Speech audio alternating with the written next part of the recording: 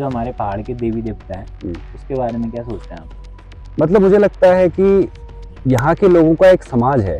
एक समाज को चलाने के लिए कुछ कुछ तुम्हें कहानियाँ कहो या फिर कुछ ट्रेडिशन कहो, वो बहुत ज़रूरी होते हैं। जैसे जो देवी देवताओं का समाज में यहाँ देखते हैं पहाड़ में, इन लोगों का क्या है, ये लोग न्याय के लिए उनके पास जाते हैं, मन की शांति के लिए उनके पास जाते हैं, या फिर एक लोगों का कम्युनिटी है कि वो लोग सब लोग मिल के एक चीज़ को मनाते हैं।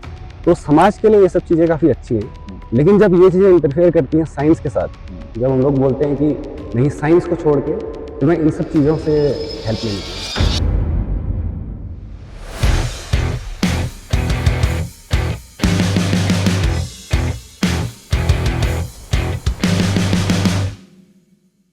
वेलकम टू नम ट्रेल्स। फिर से हाजिर हैं अधूरी कोशिश और पूरी कहानी के साथ।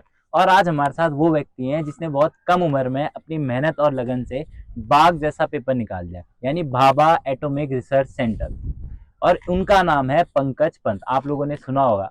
तो जैसे मैं आपको पहले से भी जानता हूँ, जब मतलब अगर मैंने जैसे लोगों से भी बताया किया जो आपके क्लासमेट थे, तो उन्होंने बताया कि 10th तक, क्योंकि मैं शुरू से स्टार्ट कर रहा हूँ, 10th तक तो पता ही नहीं था कि पंकज पंत इतना होशियार है। एकदम से जब मैरिड में आया तो तब पता लगा कि अच्छा पंकज तो होशियार है करके। तो ये कैसा था एकदम से? हाँ, मतलब ऐसा ही था। एक्चुअली मैं पिथौरागढ़ आया तो 9th में आया था। तो यहाँ के लोग मुझे वैसे भी थोड़ा कम ही जानते थे, क्योंकि जो विवेकानंद स्कूल से मैंने पढ़ा है तो वहाँ पे 6th से एडमिशन स्टार्ट हो जाते हैं। तो ऐसा कुछ लोग मुझे ज़्यादा पहचानते नहीं थे, टीचर्स भी ज़्यादा उतना पहचानते नहीं थे। तो 10th में जब मेरिट लिस्ट में नाम आया तो मुझे टीचर्स ने खुद बोला कि ये कौन आया मेरिट लिस्ट में। हाँ, तो था ऐसा। हाँ। तो ऐसा कोई टर्निंग पॉइंट नहीं था, बस पहले से होशियार थे, गाँव में होशियार थे, यहाँ नहीं पता था? मतलब यार ऐसा होशियार तो क्या बोलूँ, मतलब मुझे मजा आता था पढ़ने में। और जब एक क्लास खत्म होती थी तो नेक्स्ट क्लास में कौन कौन सी बुक्स हैं, क्या सब्जेक्ट हैं, वो सब पता करने में बड़ा इंटरेस्ट होता मुझे। तो सारी साइंस की बुक में पहले ही पढ़ लेता था। अच्छा। मतलब क्लास में जाने से पहले ही तो इंटरेस्ट था मुझे पढ़ने में, तो ऐसा था। पर ये भी है, जैसे आपके दोस्त लोग काफी ये भी बताते हैं कि पंकज पंत केवल पढ़ाकू ही नहीं है, वो बैक बेंचर भी है। तो ऐसी स्ट्रेंथ क्या है तुम्हारी जो तुम पढ़ाई में भी होशियार हो और रूम में बैक बेंचर भी कहते हैं? मतलब लिटरली तो मैं बैक बेंचर स्कूल में तो नहीं रहा हूँ, मतलब फर्स्ट में ही बैठता था। बट वैसे मेरी पर्सनैलिटी थोड़ी बैक बेंचर वाली इसलिए है क्योंकि सिर्फ पढ़ाई में ही मेरा फोकस नहीं रहता है। पढ़ाई के अलावा मैं जो अपनी पर्सनल लाइफ है उस पर भी मैं काफ़ी ध्यान देता हूँ। जैसे मैं काफ़ी एक्टिव हूँ स्पोर्ट्स वगैरह में, जिम में, और लोगों के साथ जैसे घूमना फिरना, प्लान्स बनाना, ये सब इसमें सबसे एक्टिव रहता हूँ। तो इसीलिए वो लोग बोलते हैं कि शायद कि बैक बेंचर वाला पर्सनैलिटी थोड़ा सा है। कौन सा स्पोर्ट्स खेलना पसंद है आपको? स्पोर्ट्स मुझे बैडमिंटन खेलना पसंद है और क्रिकेट खेलना। क्रिकेट और बैडमिंटन, सही है। तो जैसे 12th के बाद आप दिल्ली गए, कोई स्पेसिफिक रीजन था या बस ऐसे ही? मतलब यार मुझे पता था कि अगर मुझे एक क्वालिटी एजुकेशन चाहिए तो एक अच्छे इंस्टीट्यूट में मुझे जाना चाहिए, क्योंकि अच्छे प्रोफेसर रहेंगे तो तभी तुम सीख पाओगे। और मेरा इंटरेस्ट था हायर स्टडीज़ में, मेरा था कि मुझे पढ़ना है थोड़ा सा। और जितना मैंने अपने सीनियर से रिव्यू लिया था तो मुझे लगा कि अच्छा रहेगा अगर मैं बाहर जाके पढूं, इसलिए चला गया। अच्छा, तो उस टाइम पे तो ये दिमाग में नहीं होगा बाघ का भी कोई पेपर होता बिल्कुल है? भी नहीं, उसमें तो कोई आइडिया नहीं था इस जॉब का। तो इसका आइडिया कैसे आया? ये इसका आइडिया मुझे ग्रेजुएशन के जो फाइनल ईयर है उसी टाइम पे जब मैं प्रिपरेशन कर रहा था मास्टर्स के लिए, जब एग्जाम्स के बारे में, तभी मैंने सुना कि एग्ज़ाम ये भी होता है। मतलब अगर तुम्हें साइंस में ही अगर अपना करियर बनाना है तो बाहर के एक ऐसा ऐसा इंस्टीट्यूट है जहाँ पे तुम रिसर्च कर सकते हो और अच्छी क्वालिटी रिसर्च कर सकते हो। तो तभी मुझे धीरे धीरे इसका आइडिया हुआ। तो दिल्ली में ही पता लगा होगा आपको? हाँ वही। तो ऐसा है कि अगर आप सपोज आप दिल्ली नहीं जाते, आप यहीं रहते, तो तब भी पता लगता? आपको क्या लगता है? यार मतलब थोड़ा लेट पता लगता है, बट मुझे लगता है पता लग ही जाता है, क्योंकि उस टाइम तक सोशल मीडिया में मैं काफ़ी एक्टिव था इन मामलों में। मैं काफ़ी पता करता रहता था कि कहाँ पर क्या वैकेंसी है, क्या पोस्टिंग है, क्या अपॉर्चुनिटी है। तो इन्फॉर्मेशन काफ़ी है। बस ये था कि वहाँ नेचुरली मुझे इन्फॉर्मेशन मिल गई लोगों से, बट यहाँ पे मुझे खुद से ढूंढ के वो निकालना पड़ता है, ढूंढ के सर्च करना पड़ता। मिल जाती बट इस बारे में अभी बात करते हैं। पहले आप अपनी थोड़ी वीकनेस के बारे में बताओ। चलो वीकनेस नहीं, अपना बिगेस्ट फेयर बताओ। बिगेस्ट फियर एज ए इंसान समझते हैं आपको, कोशिश करते हैं। फियर यार, मैं अपना सबसे बड़ा फियर ये मानूंगा कि अगर तुम ऐसी जगह जाते हो, जैसे सपोज मैं अपनी अपनी स्टोरी बताऊं। अगर जब भाभा एटॉमिक रिसर्च में मेरी पोस्टिंग हुई तो जब मैं गया वहाँ पे एज अ साइंटिस्ट, तो वहाँ पे काफ़ी लोग हैं जो ऑलरेडी काफ़ी नॉलेजेबल हैं, काफ़ी तुमसे ऊपर है। तो उनके सामने तुम्हें एक इन्फीरियरिटी कॉम्प्लेक्स लगता है कि यार मुझे थोड़ा कम आता है, या फिर कैसे इस जगह में एडजस्ट होऊंगा। एकदम से जब सडन जंप आता है एक्सपीरियंस में, जैसा मुझे हो रहा है अभी। ऐसे ऐसा बिल्कुल ही यार, तुम तो भाई जैसे हो। बट ऐसा होता है, ऐसी जगह जाओ जहाँ पे तुम्हें लगता है कि लोग काफ़ी ज़्यादा तुमसे ज़्यादा नॉलेजेबल हैं या फिर काफ़ी सीनियर हैं, तो उनके सामने एक कॉम्प्लेक्स आ जाता है कि यार क्या इस जगह में फिट बैठता हूँ। वही थोड़ा सा फियर रहता है। उसको निकलने में थोड़ा टाइम लगता है, तो वो मेरे साथ था। तो कैसे ओवरकम किया? इसका बस एक ही तरीका है कि तुम्हें अपने आप पे बिलीव करना है कि यार सब लोग इसी स्टेज से गुजरे हैं। ऐसा नहीं है कि हर कोई पहले दिन से एक्सपर्ट है, धीरे धीरे लोग एक्सपीरियंस के साथ ही ऊपर उठते हैं। अच्छा, एक मेरा पर्सनल क्वेश्चन है, जैसे तुमने इतना सब कुछ अचीव किया, 10th में मेरिट लिस्ट में आए, 12th में भी अच्छी परसेंटेज थी, उसके बाद DU में एडमिशन लिया, उस टाइम आई थिंक परसेंटेज के बेस पे ही होता हाँ। है ना। तो आपका एक छोटा भाई है, हम्म। तो उस पे कितना प्रेशर रहता है कि देख तेरे बड़ा भाई तो ये है, बट तू क्या कर रहा है, या मतलब रहता है ऑब्वियसली, मतलब उसको लोग बोलते ही हैं कि अब छोटा भाई है तो उस पर क्वेश्चन आता ही है हाँ, कि यार बड़ा भाई वहाँ गया तो ये। बट ऐसे घर घर वालों की तरफ से उस पर ऐसा कुछ प्रेशर नहीं है। उसको हमने फ्री छोड़ा है कि जो उसकी करियर चॉइसेस हैं वो उसके हिसाब से चलेगा। मेरे चॉइसेस का उस पर कोई फर्क नहीं पड़ता है। चलो ये बढ़िया। अच्छा, एक चीज़ ये भी बोलते हैं, जैसे साइंस वाले बच्चे हैं, आप तो साइंटिस्ट ही हैं, तो आपका किस तरह है रिलीजन और साइंस में, किस तरफ ज़्यादा झुकाव है? मैं साइंस की तरफ ज़्यादा झुका हुआ है, क्योंकि मैं पहाड़ से हूँ तो मेरा रिलीजियस काफ़ी स्ट्रांग है बचपन से ही। लेकिन धीरे धीरे, क्योंकि मुझे काफ़ी टाइम हो गया साइंस के साथ, तो क्योंकि मैं ऐसे लोगों को सुनता भी हूँ, फिजिक्स पढ़ता भी हूँ, तो मैं ज़्यादातर लॉजिकल चीज़ों को सोचने की कोशिश करता हूँ, तो मेरा ज़्यादा साइंस की तरफ झुकाव है। अच्छा, तो जैसे जो हमारे पहाड़ के देवी देवता हैं, उसके बारे में क्या सोचते हैं आप? मतलब मुझे लगता है कि यहाँ के लोगों का एक समाज है। एक समाज को चलाने के लिए कुछ कुछ तुम्हें कहानियाँ कहो या फिर कुछ ट्रेडिशन कहो, वो बहुत ज़रूरी होते हैं। जैसे जो देवी देवताओं का समाज में यहाँ देखते हैं पहाड़ में, इन लोगों का क्या है, ये लोग न्याय के लिए उनके पास जाते हैं, मन की शांति के लिए उनके पास जाते हैं, या फिर एक लोगों का कम्युनिटी है कि वो लोग सब लोग मिल के एक चीज़ को मनाते हैं। तो समाज के लिए ये सब चीज़ें काफ़ी अच्छी हैं। लेकिन जब ये चीज़ें इंटरफेयर करती हैं साइंस के साथ, जब हम लोग बोलते हैं कि नहीं, साइंस को छोड़ के तुम्हें इन सब चीज़ों से हेल्प लेनी चाहिए, जैसे सपोज कोई बीमार हो जाता है, तो मेडिकल साइंस की तरफ जाने की बजाय लोग बोलते हैं कि इसको पूजना चाहिए या फिर ये करना चाहिए, तो उसके मैं काफ़ी विरोध हूँ।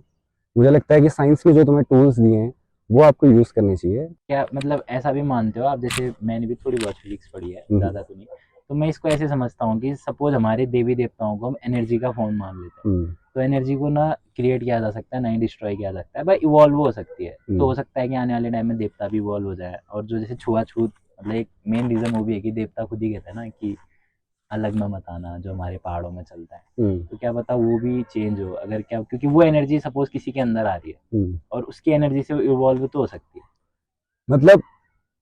मतलब अगर मैं अपनी पोजीशन से तुम्हें इसका आंसर दूं कि जैसे बात करते हैं एनर्जी की, मुझे काफी मिसलीडिंग लगता है ये टर्म कि एनर्जी आ रही है, एनर्जी जा रही है, ये सारे टर्म्स मुझे काफी मिसलीडिंग लगते हैं। एज अ साइंटिस्ट अगर मैं बोलूँ तो एनर्जी इक्वल टू mc² है, जस्ट। अगर मास है तो एनर्जी है, इसके अलावा एनर्जी का कोई मीनिंग नहीं है कि एनर्जी कहीं से फ्लो होकर अंदर आ रही है। एनर्जी के डिफरेंट फॉर्म्स हैं, जैसे कि जैसे तुम कह सकते हो कि लाइट से जो हमारे पास आ रही है ये एनर्जी है, डिफरेंट काइंड ऑफ एनर्जी है। तो मैं इस पे बिल्कुल बिलीव नहीं करता हूँ कि एनर्जी कहीं से आ रही है कहीं जा रही है। साइंटिफिक लॉस के अकॉर्डिंग जो है मैं उतना ही बिलीव करता हूँ। नहीं, मैं भी यही बिलीव करता हूँ साइंस के हिसाब से, मैं तो एक मन रखने के लिए घर वालों का ऐसे लॉजिक देता हूँ।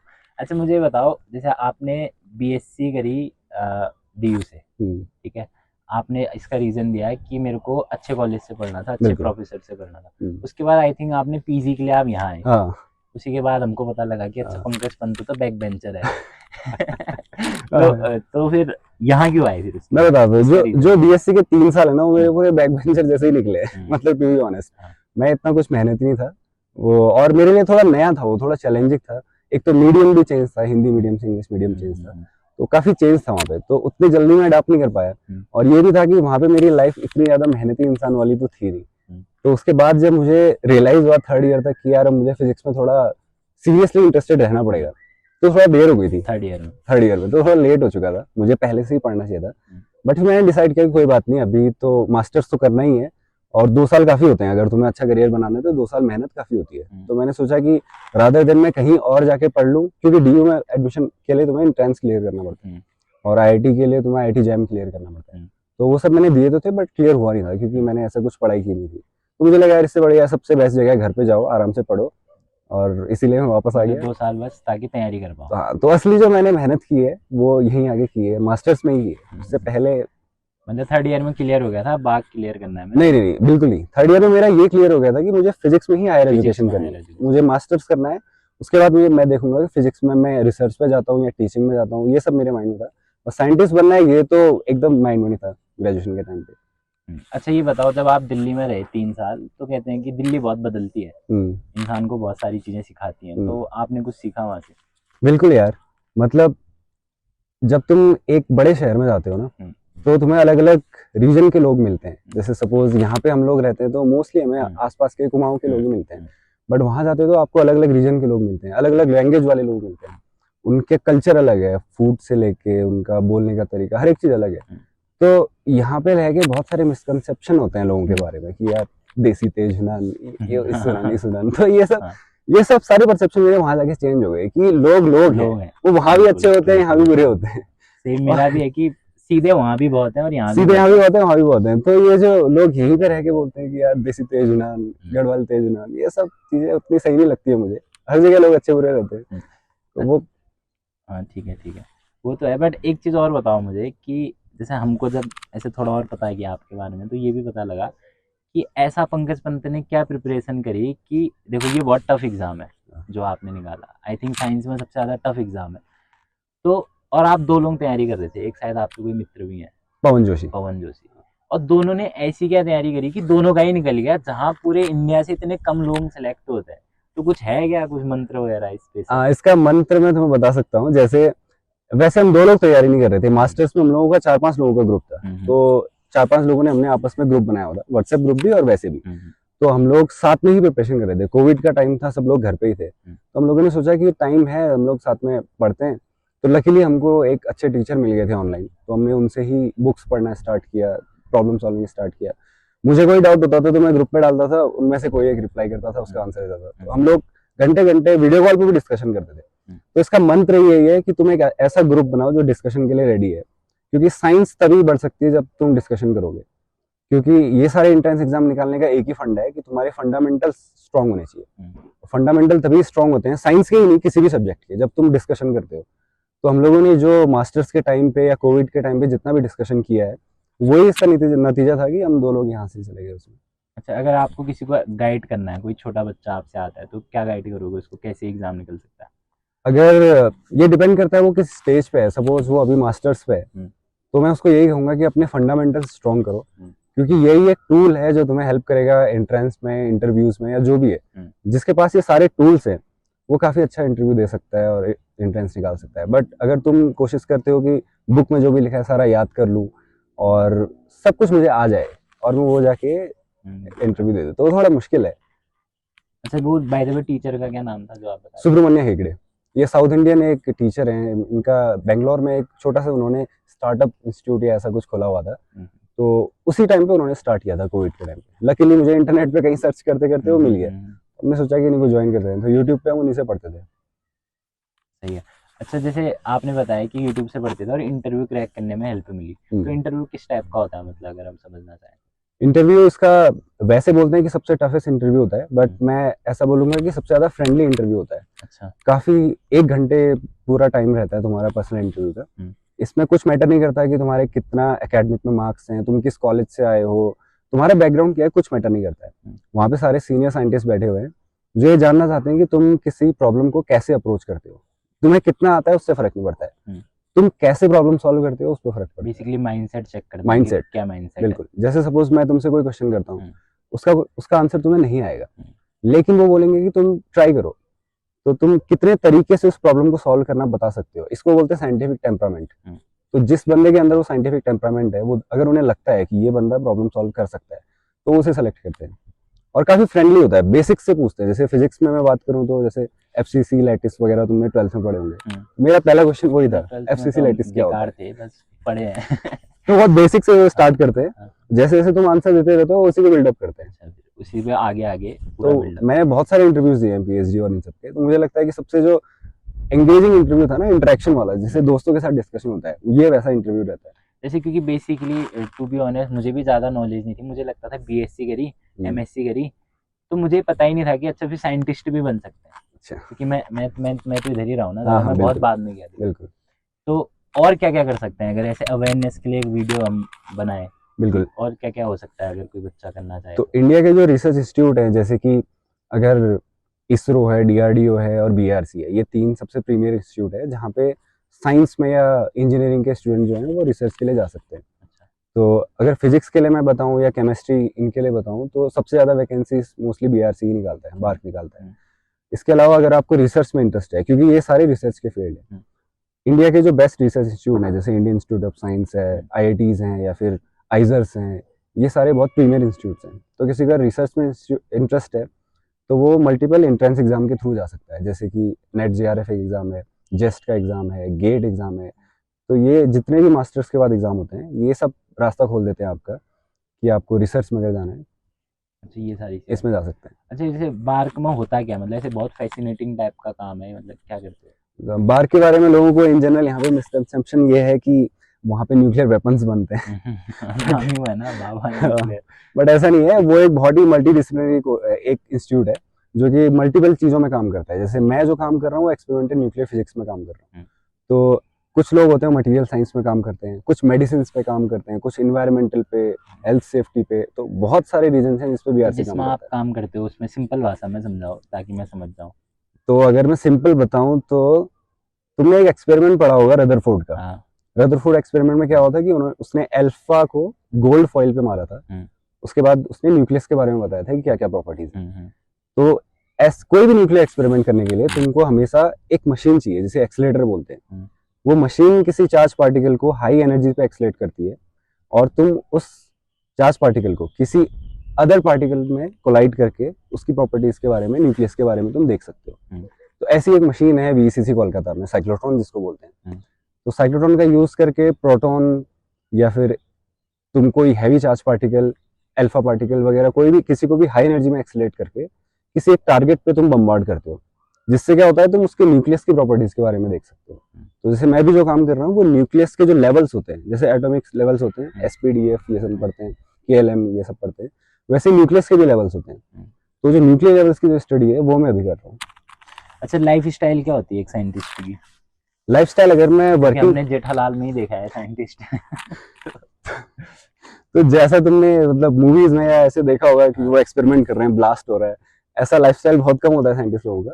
मोस्टली जो हमारा लाइफस्टाइल होता है उसमें बहुत मल्टीपल एस्पेक्ट्स हैं। जैसे सबसे पहले तो रीडिंग है, बहुत सारा रीडिंग करना है, रिसर्च पेपर्स पढ़ने हैं तुम्हें कि क्या दुनिया में काम चल रहा है। राइटिंग है, रिसर्च पेपर लिखने, एक्सपेरिमेंट परफॉर्म करने हैं। जैसे मैंने तुम्हें बताया कि अगर कोई एक्सेलेरेटर मशीन है उसको रन करने के लिए बहुत सारे लोग लगते हैं, तो वो तुम्हें एक्सपेरिमेंट रन करना है। उसके बाद जो डेटा आता है उसका तुमने एनालिसिस करना है, कोडिंग करनी है, बहुत सारी कोड डेवलप करने हैं।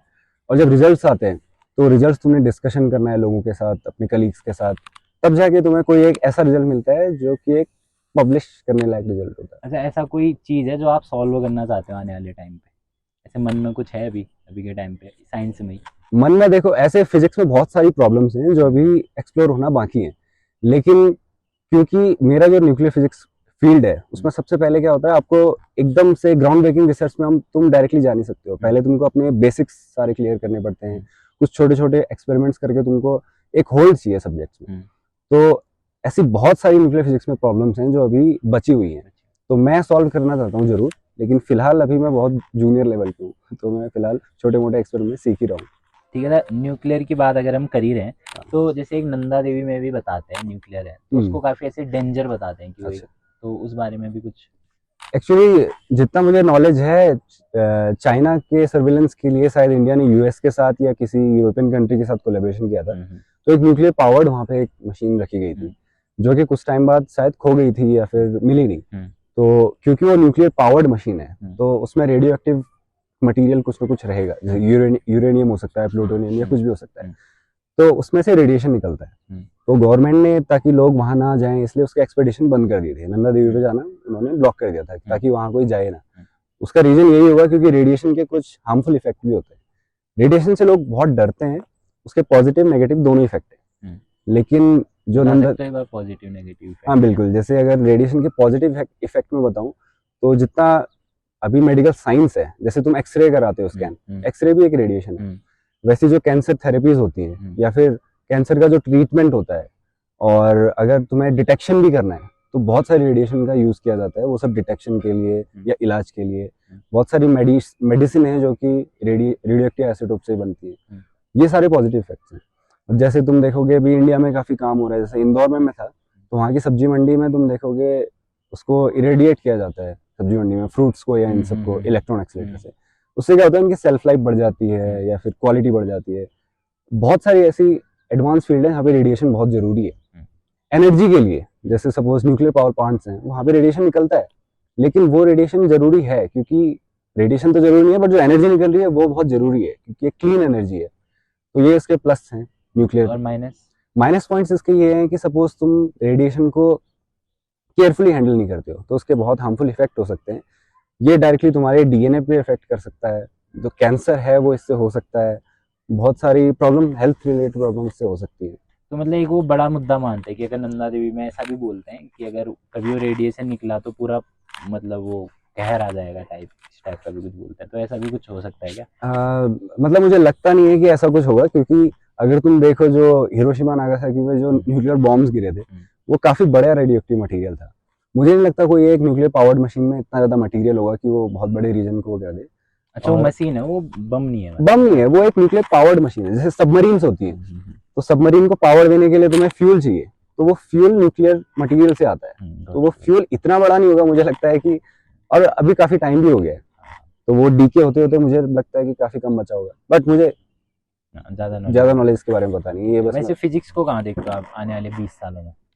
आने वाले 20 सालों में मुझे लगता है फिजिक्स एक कोर फिजिक्स की जगह एक बहुत सारे सब्जेक्ट्स का एक मिक्स एक सब्जेक्ट बनेगा। जैसे कि सपोज मैं बताऊं, जैसे अभी एआई काफी ट्रेंडिंग है, आर्टिफिशियल इंटेलिजेंस है, मशीन लर्निंग है, मटेरियल साइंस है, बायोलॉजी है, केमिस्ट्री है। तो अभी एक कोर फिजिक्स प्रॉब्लम बहुत मुश्किल है और कम है, जबकि जो मिक्स इंटरडिसिप्लिनरी जो प्रॉब्लम है वो काफ़ी ज़्यादा है। तो मुझे लगता है कि फिजिक्स ऐसे ही मल्टीपल सब्जेक्ट के साथ कोलैबोरेट करके कुछ नई डिस्कवरी कुछ नया डिस्कवरी देगा। कोई एक मैसेज जो आप यंग माइंड्स को देना चाहते हो, ऑल ओवर इंडिया के या हमारे क्षेत्र के? तो एक जो मैसेज जो सबके लिए दूं, भले ही उनको साइंस के फील्ड में जाना है या नहीं जाना है, मैं एक मैसेज देना चाहूँगा कि साइंटिफिक टेम्परामेंट आपके अंदर होना चाहिए। मतलब डजेंट मैटर आप साइंस के फील्ड में जाते हो, साइंटिस्ट बनते हो या नहीं बनते हो, साइंटिफिक टेम्परामेंट होना चाहिए। इसका मतलब है कि चीज़ों को क्वेश्चन करना, अगर आपके सामने कोई फैक्ट्स आते हैं तो इसके बारे में सोचना, उस पर डाउट करना, उस पर क्वेश्चन करना, आपको कोई करेक्ट करता है तो अपनी मिस्टेक एक्सेप्ट करना, ये सब होता है साइंटिफिक टेम्परामेंट। ये आज के दौर में काफ़ी ज़रूरी है, क्योंकि जितनी मिस इन्फॉर्मेशन आजकल है, तो ये लॉजिकल थिंकिंग बहुत ज़रूरी है। लॉजिकल और क्रिटिकल ये बहुत इंपॉर्टेंट है। तो आपकी जर्नी का सबसे प्राउड मोमेंट क्या था? प्राउड मोमेंट तो सबसे यही था जिस दिन रिजल्ट आया था बीआरसी का, तो वही सबसे प्राउड मोमेंट था। सिलेक्शन हो गया था और दोनों का हो गया था, हम दोनों दोस्तों का, तो काफी खुश था मैं उस दिन। और जो 2 दोस्त बचे थे ग्रुप में, तो 4 थे ना? हाँ, वो लोग भी अभी कर रही है। मतलब एक मेरा दोस्त है, वो आईआईटी दिल्ली में है, वो अभी अच्छा रिसर्च कर रहा है ऑप्टिक्स में। और एक दोस्त है, उसकी जॉब लग चुकी है बैंगलोर में, उसने भी ऑप्टिक्स में आईआईटी दिल्ली से पढ़ा था, वो भी अच्छी पोजीशन पे है अभी। तो जैसे अगर अब मेन बात करते हैं यहाँ के बच्चों को जिनको फिजिक्स कर रहे हैं या जो साइंस में है, तो उनके लिए कोई एक बढ़िया मैसेज कि ऐसे ऐसे करो और इन चीज़ों में स्कोप है? बिल्कुल, अगर कोई साइंस में जाना चाहता है तो सबसे पहला तो ये है कि अपने फंडामेंटल्स पे काम करो। जितना भी तुम रटने वाला काम करते हो स्कूल या कॉलेज में, उससे बहुत मुश्किल हो जाती है। तुम E=mc² फॉर्मूला बस याद मत करो, वो क्या होता है उसके बारे में समझो, जानो, वो सबसे ज़्यादा इंपॉर्टेंट है। अगर तुम्हारे अंदर ये टेम्परामेंट है कि मुझे चीज़ों को सीखना है, चीज़ें कैसे काम करती हैं, तो अगर आप कंसिस्टेंट रहोगे तो ज़रूर सक्सेसफुल होगे। और अपने सीनियर से बात करो, जो भी लोग तुम्हें लगता है कि अच्छी पोजीशंस पे हैं या कुछ अच्छा कर रहे हैं, उनसे बात करो। डिस्कशन सबसे इंपॉर्टेंट है। तो मैंने भी अपने टाइम पे काफ़ी लोगों से बात किया था, तो यही। ठीक है sir, thank you so much, आपने हमको इतना टाइम दिया और हमारे बारे में कैसा लगा हमारे साथ आके? बहुत अच्छा यार, आप लोगों कभी ने सोचा था साइंटिस्ट बन के आप नम ट्रेल्स में इंटरव्यू दोगे? बिल्कुल भी नहीं यार, मतलब बहुत लकी हूँ मैं कि नम ट्रेल्स को इंटरव्यू दे रहा हूँ। ये इनिशिएटिव काफी अच्छा है, मतलब मुझे लगता है ऐसे इंटरव्यूज आप लेते रहो। हम ट्राई कर रहे हैं कि हम हर एक्सपेक्ट के लोगों को, ताकि और अवेयरनेस बढ़े थोड़ा। पहाड़ में भी ऐसे चैनल्स होने चाहिए जो कि इन्फॉर्मेशन फैलाएं यूथ के लिए, काफी अच्छा है। Thank you so much.